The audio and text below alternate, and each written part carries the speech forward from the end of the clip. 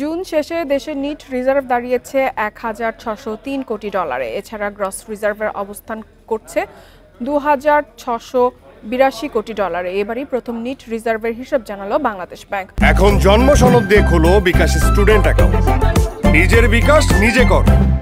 Bangladesh bank সাধারণত রিজার্ভের NEET হিসাব প্রকাশ করে না। মঙ্গলবার কেন্দ্রীয় ব্যাংক এ তথ্য প্রকাশ করেছে।